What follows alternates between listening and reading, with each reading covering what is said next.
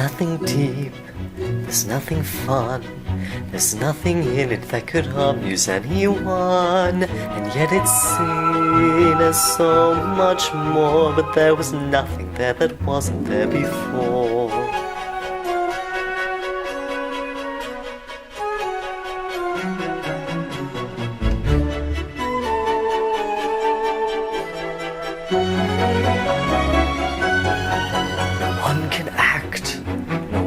Sing.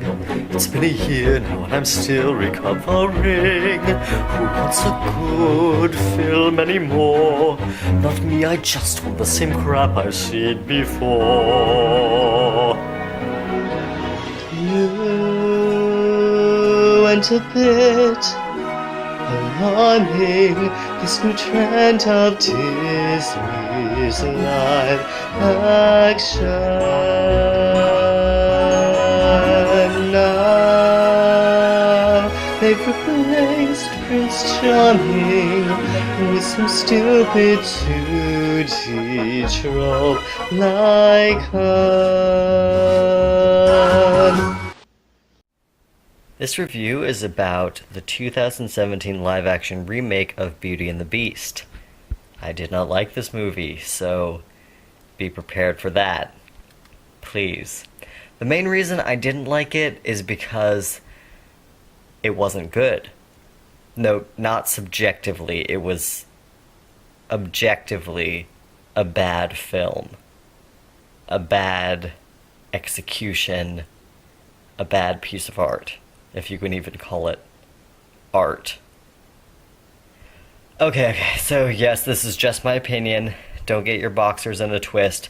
But this movie failed at some rather key things. It had a boring main character, a boring, unbelievable romance in a movie that is, in many ways, a romance movie. It had bad acting, bad singing, little town, bad pacing, bad choreography, and some very weird story choices, especially considering that the animated version, although I'm not saying it was flawless, had excellent pacing, excellent acting, basically did well everything that this movie did badly, and yet they still chose to remake it pretty much exclusively for monetary reasons.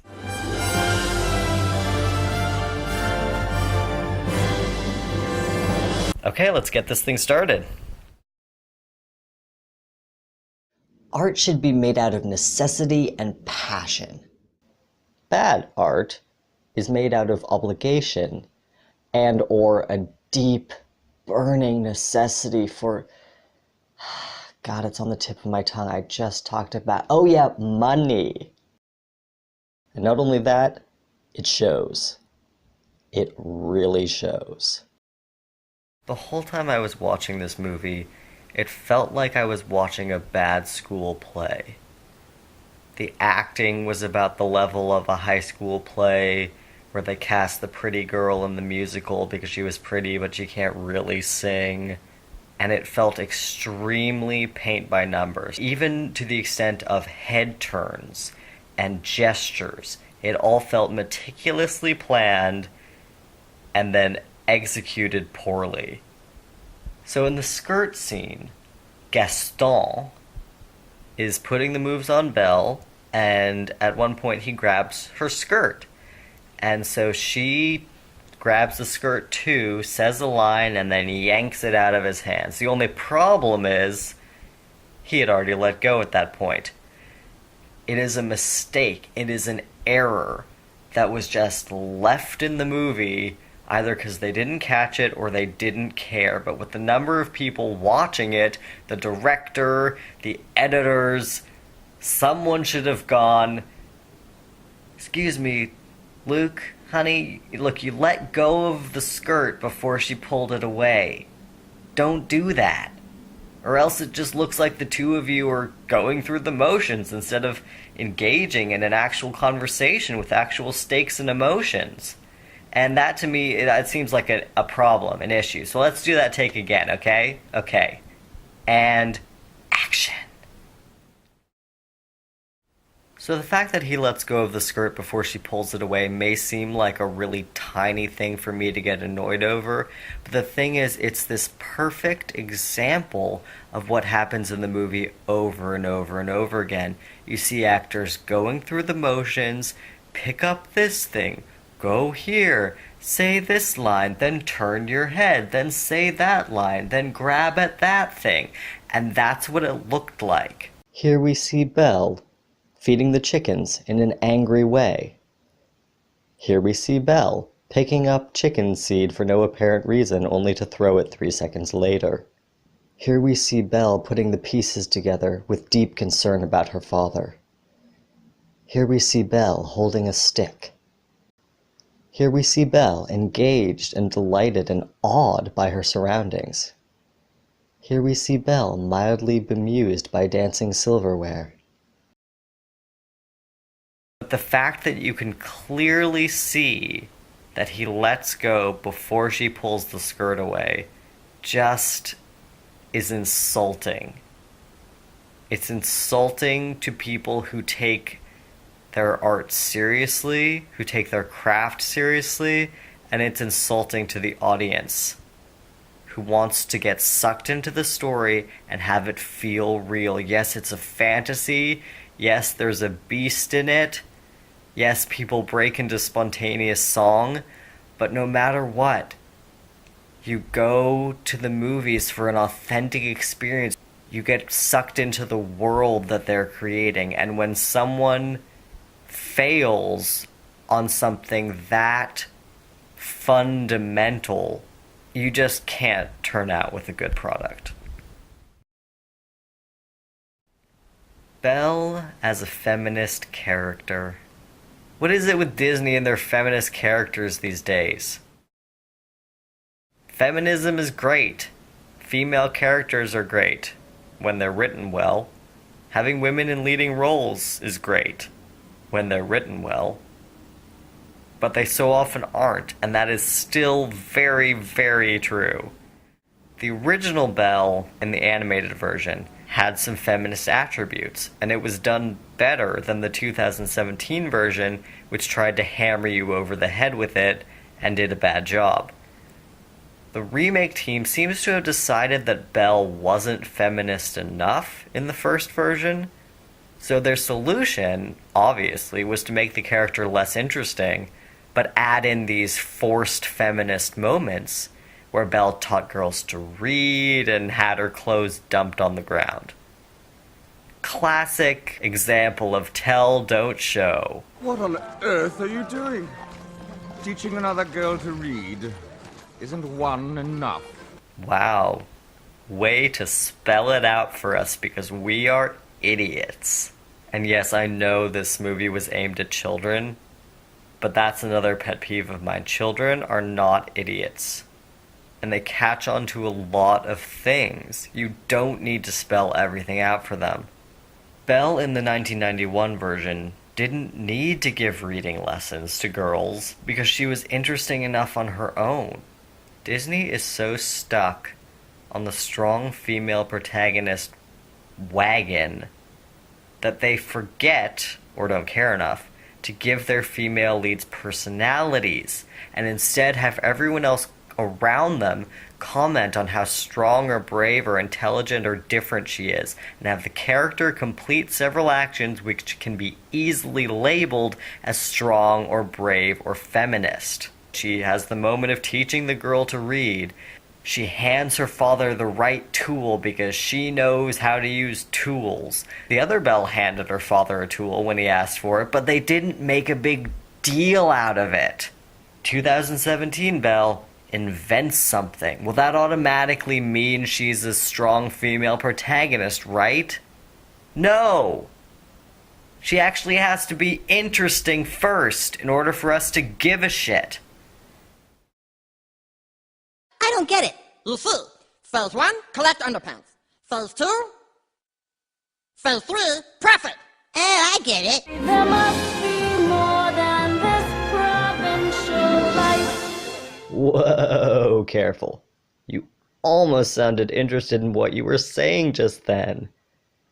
Oh wait, no you didn't. Oh, in the book I borrowed. So, where did you run off to this week? Okay, now say your line and make sure it sounds like you're reading directly from the script. 2 cities in northern Italy. I didn't want to come back. Oh, I couldn't put it down. Have you got anything new? Have you got any new places to go? Not since yesterday. That's all right. I'll borrow this one. You'll notice rather quickly that both these Belles want more than this provincial life, but this Belle is engaged and passionate in her desire, and this Belle is bored and depressed.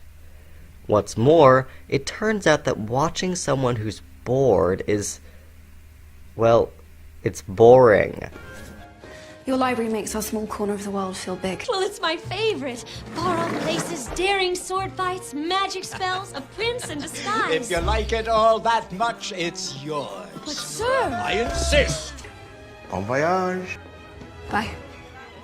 Well, thank you. Thank you very much. Bye. Thank you very much. Duck! She's got a personality! Ah! Okay, that was dangerous. I almost exploded. Can we please get back to that poor imitation of a personality? Good morning, Monsieur Jean.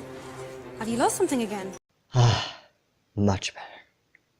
Well, I believe I have. The problem is, I can't remember what. The actions 1991 Belle takes here are eccentric and character building, not to prove she's a feminist icon, which is why it works and why she is. Good morning, Monsieur Jean. Have you lost something again? Why, yes, I believe I've misplaced my personality. Now, you lost yours years ago. Any luck tracking it down? To return this book to Père Robert? It's about 2 lovers in fair Verona. Ah, that's a shame. Well, keep trying. So all these little things she does is supposed to tell us? No, it's supposed to show us that she's a strong female protagonist. But instead, it just feels like they're doing math on screen. 2 + 2 = 4. If the main character is female, and she don't need no man, and she invents a washing machine, that equals developed character, feminist character. Well, I hate to break it to you, but you're wrong. And as I always say, if it's not broke, don't fix it. Where was I? Making this review and doing extensive research into their extensive attempts to justify this movie's existence in the first place got me wondering, if I were doing a remake, what might I change? And the honest truth is, there's not much I would change, but there are a couple things that just sprang directly to mind, and since the 2017 version focused so much on questions of updating the feminist aspect, I've focused on that as well. What if there wasn't a wedding at the end? What if the Beast changed back, they kissed, fine, great, and then the movie finished with them in their underwear?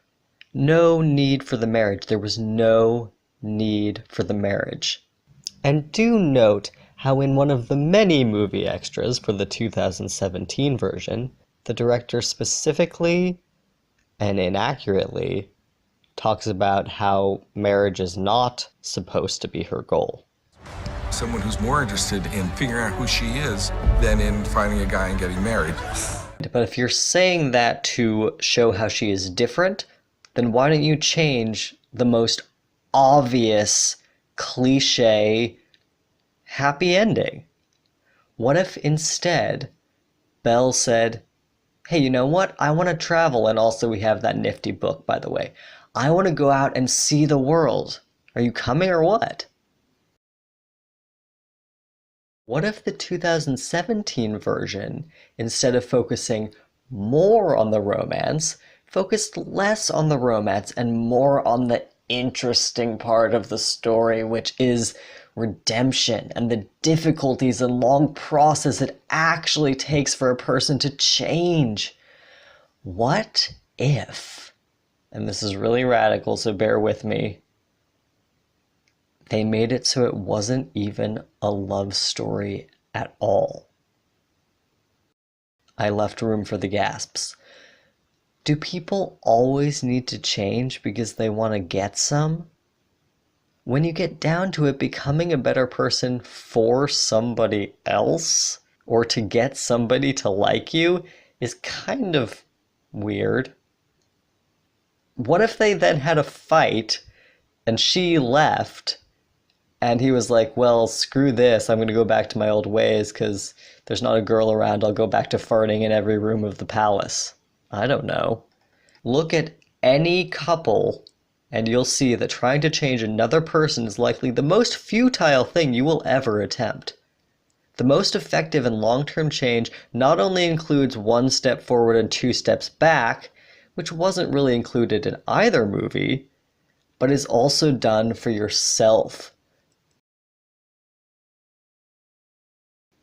Upon my 700th rewatching of the Belle song movie clips, it occurred to me, and I think it took me this long because I'm so used to seeing the movie and hearing the music, her solo, oh, isn't this amazing, it's my favorite part, blah blah, here's where she meets Prince Charming.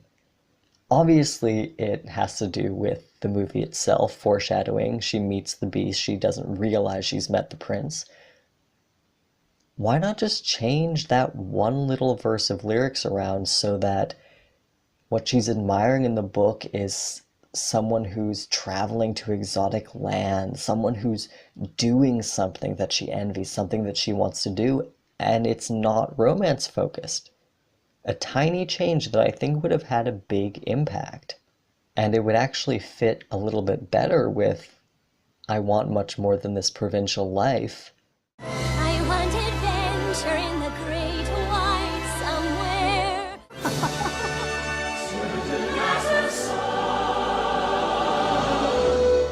But it also would make the 2017 director and crew a little less hypocritical.